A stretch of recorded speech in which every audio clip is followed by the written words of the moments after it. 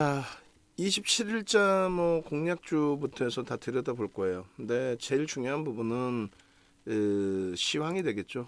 여러분들이 많은 분들이 굉장히 좀 이번 장이 어려우셨을 테고 힘겨우셨을 테고 우리도 마찬가지예요. 우리도 뭐 어렵지 않았나요? 굉장히 힘겨웠죠. 근데 중요한 거는 에, 그렇게 힘겨웠다 할지라도 시장을 제대로 읽고 대처를 한다면 그러면 충분하게 이겨나갈 수 있는 방법들을 찾아갈 수 있다. 그리고 그러한 그 기준점들을 계좌 수익으로 연동시켜서 가져갈 수 있었다. 또 있다. 앞으로도 그렇게 될 것이다. 이렇게 생각을 하셔도 크게 뭐 무리는 없을 것 같아요. 일단은 그 시황 범위에서도 빠르게 뭐 쭉 놓고 볼 건데 뭐 이거 시황을 또 이렇게 보기 시작하면 굉장히 시간이 걸릴 수는 있습니다만 뭐 일단은 어찌됐든 보시죠. 지금 5월 9일, 5월 21일, 24일 뭐 전부 계속 시황입니다.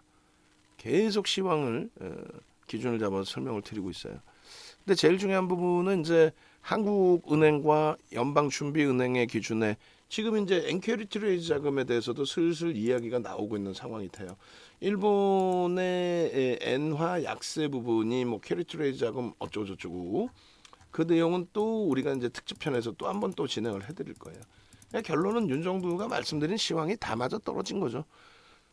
단순 논리 아주 그냥 간단한 기준에 선진 시장의 현재 금리는 대바닥금리다 여전히 대바닥금리다.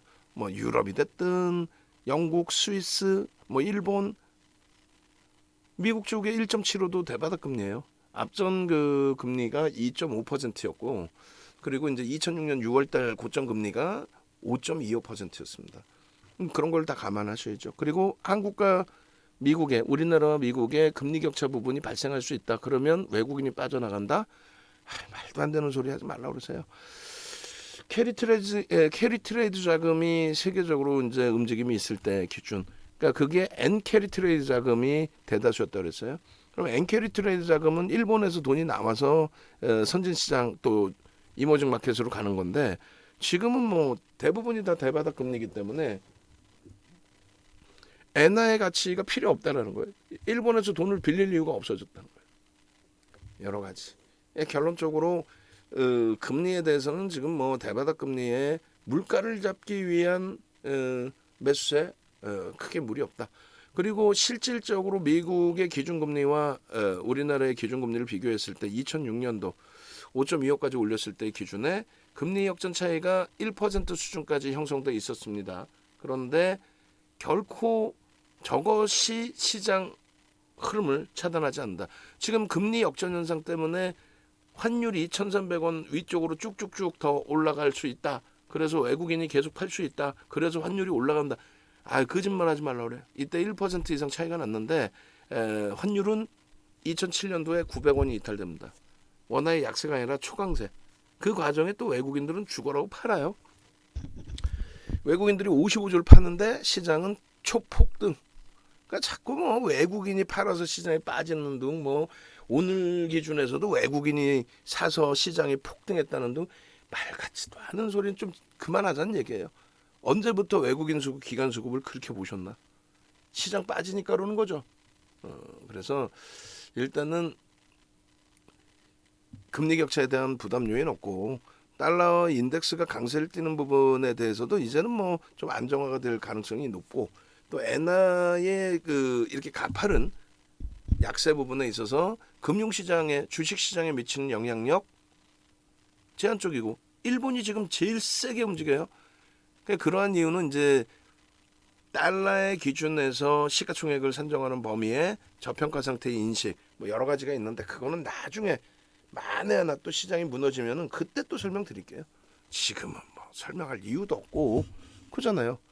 또 한국 우리나라의 원화의 기준에서도 이게 지금 속도가 엔화의 이러한 속도하고 같아요? 전혀 다르죠. 그리고 여기에서부터 여기까지 이렇게 원화 깨져 내려갑니다. 무슨 얘기냐면은 금리 격차가 발생되면은 외국인이 더 팔고 막 올라갈 것처럼 어? 금리 격차가 발생되면 이때 당시에 금리 격차가 1% 이상 발생됩니다. 우리나라가 더 낮아요. 그럼 캐리 트레이드 자금이 나가야 된다. 그래서 환율이 원화가 약세를 띈다. 웃기죠. 원화는 초강세예요. 눈에 보는 것처럼. 다만 외국인이 팔긴 팔았어. 근데 외국인이 팔아봐야 주식시장에서 밑으로 집어던지는 게 아니라 어떻게 해요? 위에 걸어놓고 팔죠. 그래서 이 당시 기준 보시면 외국인들의 지분이 55조가 빠져나가는데 시장은 폭등 낼래요. 응? 외국인들이 이렇게 많이 사도 시장은 폭락이 나옵니다. 이렇게 많이 사도. 그러니까 뭐 외국인이 사서 오르고 외국인이 팔아서 내리고 그런 시덥지 않은 전략을 듣고 그거를 대처하실 것 같으면 아예 주식시장을 떠나시는 게 옳아요. 괜히 엉뚱한 손실 보시지 마시고. 그렇게 말씀을 드립니다. 그래서 이 내용들에 대해서 중요한 내용은 전부 녹화 방송으로 올려드릴 거예요. 잠시 후에. 그리고 원달러 환율 1,300원 돌파 이후에 코스피 지수 변화 1,300원이 넘기던 시점에 이때는 실질 문제들이 발생했던 시절이라고 한다면 지금은 우려감이죠. 근데 공급자에 의한 우려가 아니란 말이에요. 유가에 문제가 터져서 유가가 강세를 띈 우크라이나 사태 때문에 유가 강세를 띄었다 뻥치고 있네. 우크라이나 사태 때문에 유가가 일시적으로 2주 동안 한 열흘 정도 출렁거리긴 했지만 우크라이나 사태 때문에 유가가 지금 강세라고? 이 거짓말쟁이들 아주. 이거 3개월 이후에 얼마요? 3,000. 농담이 아니라 2,300일 때 그 얘기했더니 다들 소스라치는데 놀라시는데 빠르면 7월 달에 얼마? 2,700에서 2,800. 9월까지는 얼마? 3,000 넘긴다. 무조건 넘긴다. 이후 1년 이건 뭐 4,000이죠. 올 연말까지 3,300은 무조건 넘깁니다. 그 이유는 별거 없어요. 아니 수요의 증가가 뭐예요? 돈이 너무 많이 뿌려져서 수요가 증가해서 좋게 표현하면 경기가 살아나서 물가가 오른 거고 나쁘게 표현하면은 좀 일찍 잡아줄 물가를 못 잡아서 이제 조금 가파르게 올라온 것뿐이다. 그러면 요 물가만 조금 잡히면은 경제 지표는 상당히 긍정적이에요. 그래서 지금 상황에 실적이 더 뛰어나게 나올 수 있는 업종군을 잡아야 된다는 거예요. 하다 못해. 오리온 같은 경우는 제품 가격을 인상할 수 있고 제품 가격 인상과 함께 영업이익도 다시 당연히 매출과 영업이익이 좋아지고 지금 분기 실적을 2개월 만에 돌파했다잖아요. 그러니까 이 어려운 장에 94,000원에 들어간 주식이 종가 기준으로 오늘 기준 106,000원에 또 고점이 108,000원. 지금 이 장에 이 폭락장에. 그런데 예를 들어서 물가가 올라오고 인건비도 올라오고 원재료 비용도 올라갔는데 거기에서 제품 가격에 가격 인상을 부과시키지 못하는 업종이라면 그거는 문제가 심각해지는 거죠. 그래서 부익부 빈익비가 거기서 나오는 거예요. 부익부 빈익빈이란.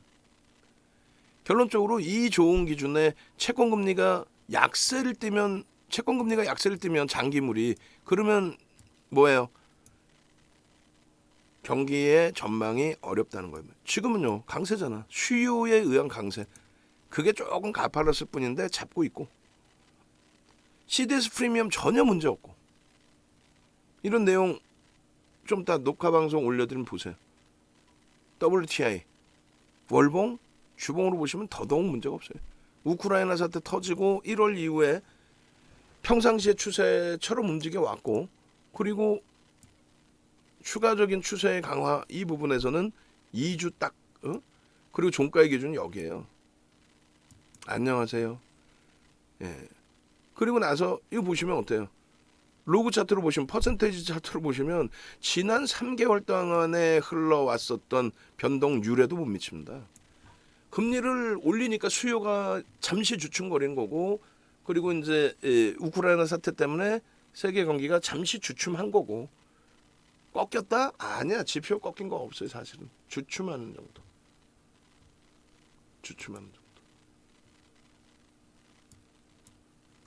결론적으로 지금 액티브 선생님께서 이 질문을 주셨는데 지금 라이브 방송을 보시라고 말씀드리세요. 혹시 못 보시면은 설명을 텍스트로 드려야 되는데 힘들잖아. 이게 뭔 얘기냐면은 지금 51주를 갖고 계시는데 51주를 갖고 계신데 오늘 팔아버리니까 1,900원이 손실 나버렸다 이거야. 근데 나중에 153주가 들어와요. 그러면 1,900만 원 손실이잖아요. 예? 그러면 1,900만 원 마이너스 1,900만 원 나누기 153주 해주면 그때 이제 7월 중순에 물량 들어올 때 12만 4천 원만 하고 있으면 수익이라는 거지. 어? 만약에 153주가 이제 그때 들어오는데 12만 4천 원보다 월등히 올라서 3만 원이 올랐어. 15만 4천 원이야. 예를 들면 오늘 뭐 고점 넘긴다고도 보는데 3만 원만 올랐다고 치면 곱하기 3만 원이면 어떻게 돼요? 수익입니다. 1,900만 원 빼고 수익이 발생되는 거예요. 오늘 파신 건 전혀 상관이 없어요. 그래서 7월 15일에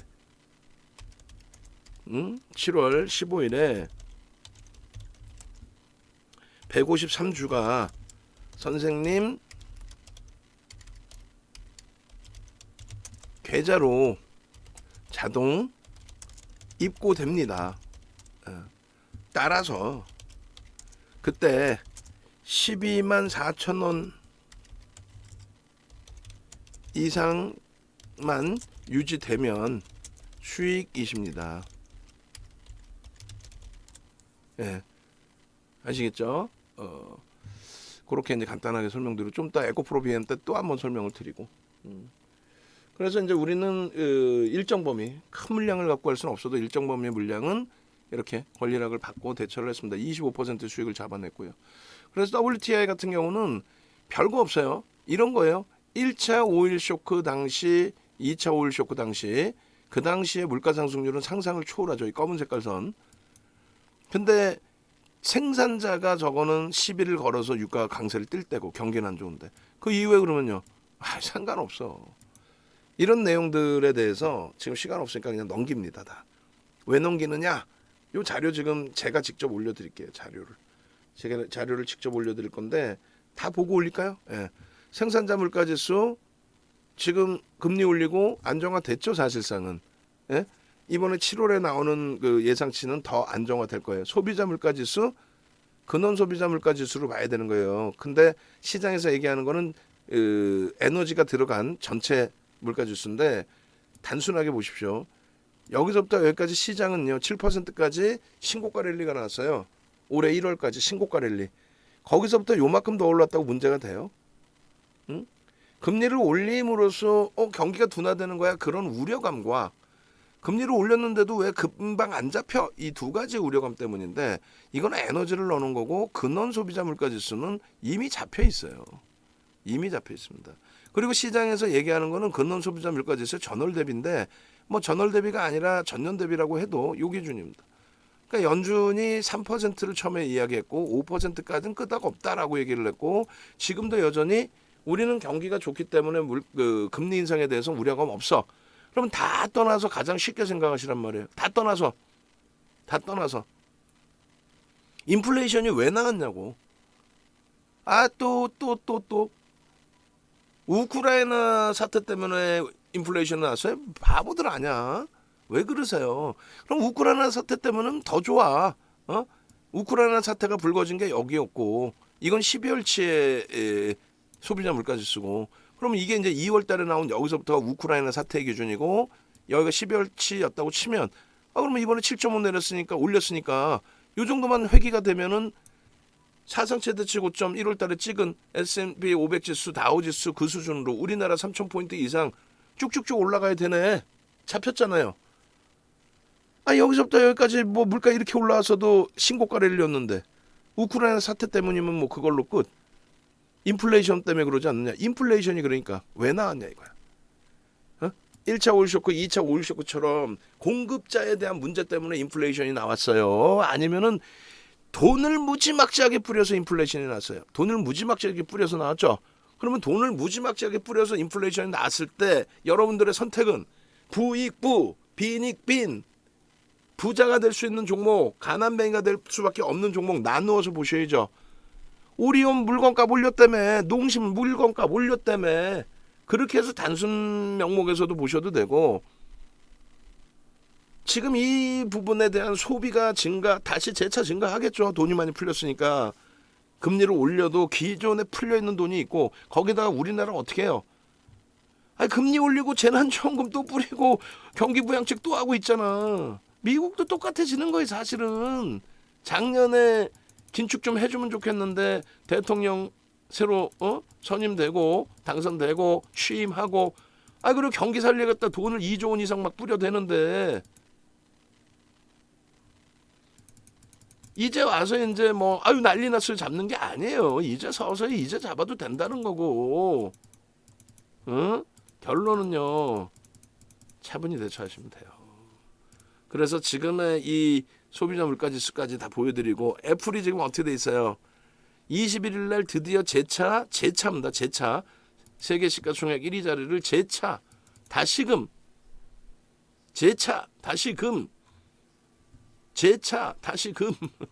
탈환을 했잖아요. 그 재차 탈환을 했으니까 그 부분에 대해서 여러분들이 긍정적으로 생각을 하시면 된다라는 거예요. 그 부분에 대해서. 근데 지금 21일 날 탈환했을 때는 깔짝깔짝하죠. 저것이 진짜 굉장한 이슈 범위로 다시 형성이 될 수 있을까? 고민을 하셔야 된다는 얘기예요. 근데 지금 이게 24일 금요일 종가 기준으로 어떻게 됐어요? 땡큐하죠. 뭐가 어떻게 땡큐한데? 뭐가 어떻게 땡큐하기는. 결론적으로 잠시만요. 주알토 아카데미의 PDF 파일은 제가 안 해놨나? 잠시만요. 주알토 아카데미 27일 시황 PDF 여기있다. 그래서 여러분들이 다른 걸로 막 생각하지 마시고, 자료 올리면서 얘기하니까 저도 막 헷갈려요 지금. 이제는 좀 편하게, 여러분들 스스로가 좀 편하게 기준 잡은 대처하시란 얘기. 지금 시가총액이 금요일 기준에서 애플이 다시 1위, 21일 날 1위로 올라와서 24일 날 금요일 종가 기준에 110조인가요? 뭐 하여간에 5% 더 위에 있어. 이제는 쉽게 바뀌진 않을 거예요 저게. 그 시황 부분에 대해서 굉장히 오랫동안 많은 시황들을 계속 올려드렸는데, 저거 뭐 다 보실 필요도 없어. 그냥 25일 6일 거 보시면 돼요. 26일 야간 거, 그다음에 25일 뭐, 그다음에 22일 저 정도 3개만 보면 돼. 나머지 거는 다 똑같은 내용에 그 마지막에 돼 있는 게 이제 업그레이드 돼 있겠죠. 그래서 저 시황도 여러분들이 직접 보시고 직접 판단하시라는 내용이에요. 지금 누구 하나 방송 나와서 저렇게 긴 시간 막 방송에서 30분씩 시황 얘기해주고 그런 사람이 어디 있어요? 그냥 보도자료 갖고 나와서 시장 더 깨져야 돼. 2200도 내려갈 수 있어. 정신 나간 친구들이지. 2200가 어떻게 갈 수가 있나. 간다 할지라도 갈 가능성에 대해서 얘기를 해줘. 가능성이 거의 희박하단 말이에요. 지금 형성돼 있는 시가총액, 유가증권 시장의 시가총액, 또 코스닥 시장의 시가총액 대비해서 순이익, 우리나라 순이익 전망치, 그럼 PER과 PBR이 나온단 말이에요. PER이 나오고 또 자산가치 대비해서 PBR이 나오고, 역대 최저 하단부에 놓여져 있어요 지금. 그 상태에서 어떻게 더 밀고 내려가? 진짜 시황이 어마어마하게 무너지지 않는 한. 지금 나스닥의 일봉 보시면요, 다른 건 다 필요 없어요. 3월 저점 이탈시킨 거, 우리나라 1월 저점 이탈시킨 게 언제예요? 우리나라 1월 저점 제대로 이탈시킨 건 6월.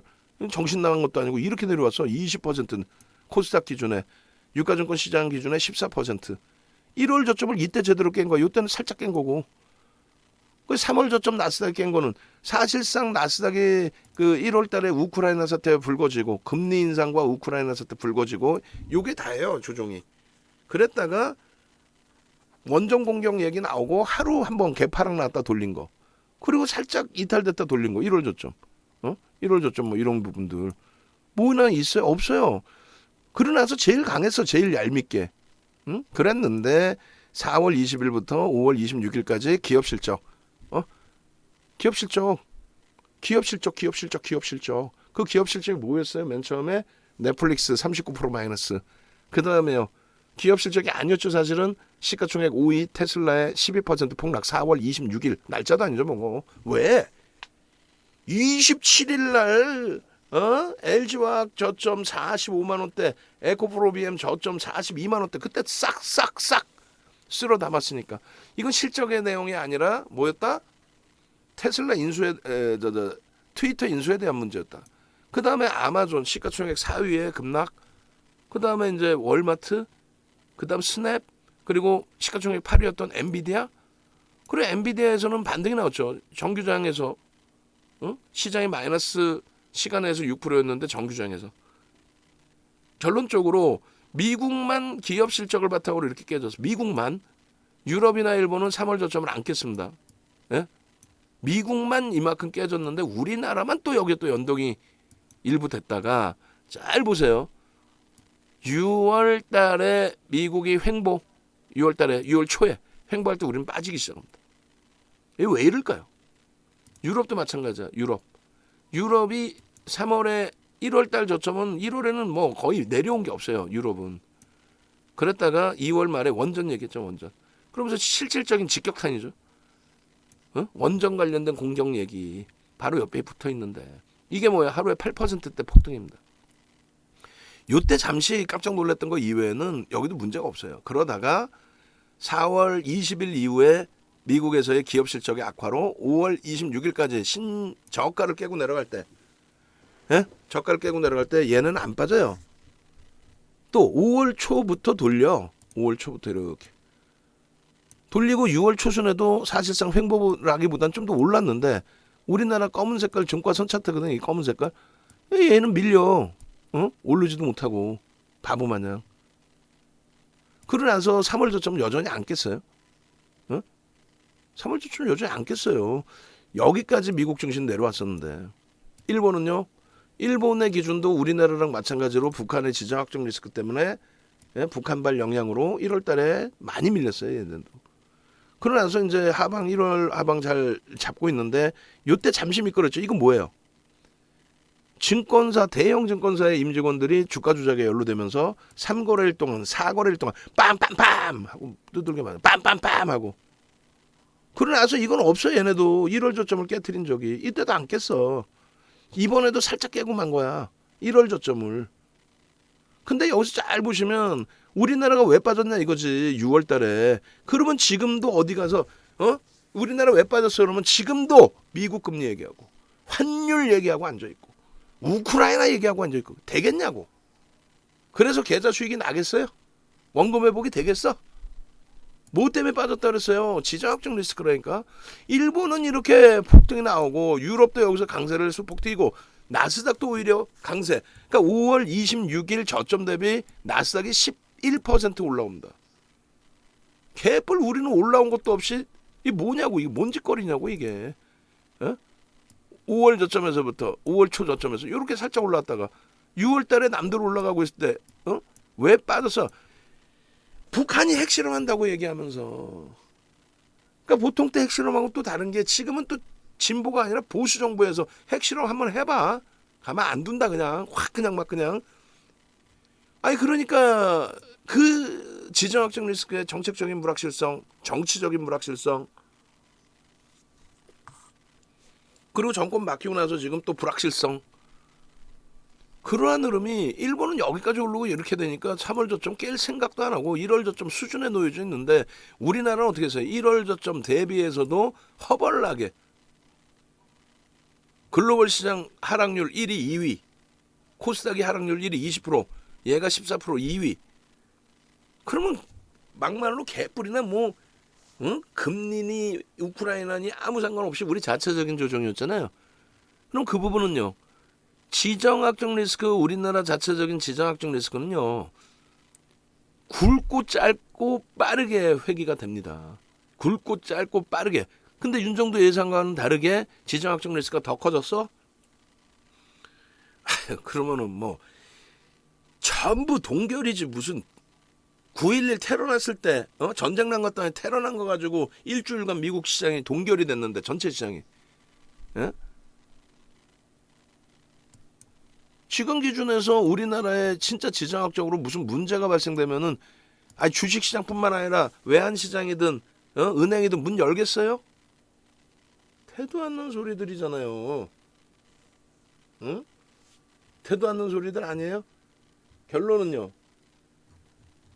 결론은 제발 그러한 부분의 흐름들에 대해서 좀 부정적인 생각을 갖기보다는 왜 밀렸는지에 대해서 먼저 고민을 해보고 그리고 그 부분에 대해서 회복이 될 수 있느냐를 찬찬히 생각해보고 대처를 해야지. 아무런 생각 없이 그냥 무조건 뭐 아이고 뭐 미국의 좀 그러지 맙시다. 여러분들의 소중한 자산이에요. 언제까지 여러분들 발밑에도 안 되는 친구들 얘기를 들을 거예요. 여러분들은 여러분들의 소중한 자산을 운영할 능력이나 되지. 전문가들 중에서 제가 볼 때 한 70% 이상은 그 능력도 안 되는 애들이 많아. 검증도 안 된 사람들이 뭔 방송 나와서 할 얘기가 그렇게 많아. 남의 거 신문 기사 보고 나와가지고 증권사 보고서도 내용도 아니고 어떻게 시황을 분석하는데 2,300이 무너졌으니까 2,200 갈 수 있습니다. 아유 그냥 증권사 시황 분석이 그렇게 나와요? 그렇게 안 나오죠. 어떻게 나옵니까? 크게 딱 두 가지로 나누면 지금 우리나라 시가총액 대비해서 순이익 범위가 요래요래합니다. 역대 평균 12배인데 지금 10배 수준이라 굉장히 저평가입니다. PBR이 1배 수준까지 밀려 있어요. 12개월 PBR로 놓고 봤을 때 0.87배 역대 역사적 저점 수준에 놓여져 있습니다. 여기서는 추가적인 매도보다는 가격 메리트가 부각되어 있기 때문에 메이저들이 매수의 기준을 설정해서 들어올 수 있습니다. 뭐 그런 내용이 설정이 돼야 되는 게 옳다라는 거죠. 그래 안 그래요? 또 한 가지는요. 또 한 가지는 어떤 기준이 잡혀요? 또 한 가지는 예를 들어서 2021년 20년 11월부터 21년 1월 달까지 3개월 동안에 시장의 지수가 40% 땡겨질 때 그때 개인들이 때려 샀겠냐고. 외국인이든 기관이든 자금이 들어와서 샀겠죠. 그러면 그 평균 자금이 뭐 예를 들면 3,150포인트에 들어왔는데 기계적인 로스콧 범위가 예를 들면 2,700에 놓여져 있습니다. 그 물량이 기계적으로 로스콧 범위로 추례가 됐고 개인들 투매도 연동이 됐는데 지금 펀드론 사태는 아니기 때문에 환매가 있는 상황은 아니기 때문에 로스콧한 자금은 어떻게 돼 있어요? 기계적으로 대사해야 됩니다. 그래서 바닥이 이 정도 라인에서 수급이 개선될 가능성이 있습니다. 눈에 보여주는 순매수의 기준이 중요한 게 아니고 3명이서 고스톱 치는 게 아니고 매수 강도가 어느 방향으로 나오는지를 보십시오. 오늘 외국인 사서 시장이 올랐다? 프로그램 쪽 2,000계약 매도한 건 뭔데? 오늘 기관이 매도해서 참 찜찜했다? 기관이 프로그램에서 4,000계약 매수한 건 뭔데? 그러니까 제발 좀 여러분들이 천재가 되려고 하지 마시고 그런 거는 그 몫을 윤정두를 주세요. 그리고 여러분들은 편하게 윤정두가 시장 상황이 경기 동향이 이렇습니다라고 하면 그걸 믿고 따라오시고 자 매수 매도 사인 이렇게 낼 겁니다. 따라 들어오시고 시황이 좀 궁금하시면 시간 내서 2시간씩 막 해드리는 시황 그것도 보시고 좀 전에도 또 올려드렸잖아요. 예를 들면 볼까요? 아니 세상에 누가 시황을 광고 하나 없이 야간에 다들 주무셔야 될 시간에 저도 자야 될 시간에 이렇게 보시면은 어제 야간에 해드린 시황만 2시간 42분이에요. 어제 야간에 해드린 시황만 2시간 42분이야. 시황만 계속 2시간 42분을 이걸 떠들고 앉아있어 윤정두가. 목이 찢어져라. 목이 찢어져라 그냥. 이거 시황만 잘라서 올리라니까 또 시황하고 종목까지 다 그대로 들어가 있는 것 같은데? 그냥 확 그냥 막 그냥 내가 혼내줄 거야 아주 그냥. 종목은 종목대로 잘라야지 그냥 확 그냥 막 그냥 시황은 여기까지고 어찌됐건 또 두 번째 25일 날 같은 경우에도 이데일리 TV의 아카데미 남들은 나와서 거짓말하고 아우 뭐 대박 났어요. 소형주 개잡주 갖고 나와가지고 시가총액 1,000억짜리 2,000억짜리 가지고 끝내줍니다 할 때 윤정도는요 좀 엄지척 좀 눌러주셔. 25분을 50분 방송에 중간 안내 거 빼고 나면은 45분 정도 되는 거 그중에 반 이상을 여러분들 왜 시황을 얘기를 해? 아니 막말로 대박 났어요. 상한가 갔어요. 지금 이장에도 우리는 초대박이에요 라고 속된 표현으로 개잡지 보여주면서 거품 물고 마케팅 해야 될 판에 윤 정도는 저렇게 시황을 25분을 얘기해. 표창장 줘야지. 방송국에서 상장 줘야지. 금융감독기관에서 상장 줘야지. 그리고 나서 따져보시면 되는 거 아니에요. 여러분들이 3월 이후에 또 작년 10월 이후에 하이닉스, LG화학 자동차만 갖고 있었어도 지금 계좌 뻘겋습니다. 거기에 시가총액 1위였던 지금도 뭐 1위죠. 실질적인 에코프로 BM의 흐름. 25% 오늘 폭등 나왔어요. 시가총액 코스닥 1위 에코프로 BM의 무상증자 권리락 효과든 뭐든 25%의 수익. 그러면 계좌가 빵꾸가 날래 날 수가 없고 빵꾸가 나 있다 해도 자신감이 넘쳐나죠. 6월 22일에도 1시간 30분을 이렇게 시황만 떠들어대요. 목이 찢어져라. PPI부터 해서 지금 미국장이, 유럽장이, 일본장이 어떻게 돼 있다. 우리나라만 유독 약세인데 그러니까 디커플링이 커플링으로 돌려질 거다. 그 내용이 아니라 왜 우리만 유독 약세니 금리에 대한 내용 더 이상 얘기도 하지 말자. 우크라이나 얘기도 하지 말자. 경기가 이렇게 좋은데 아니 물가가 8.6까지 올라갈 정도로 경기가 좋잖아요. 체감 온도가 안 좋으시겠지. 왜 주식해서 다 박살났는데 주식해서 수익 나고 있어봐. 체감 온도가 안 좋나. 오리온같이 물가 연동되는 업종군뿐만 아니라 이 시장을 견인할 수 있는 실적 종목을 사시라고 말씀드렸죠.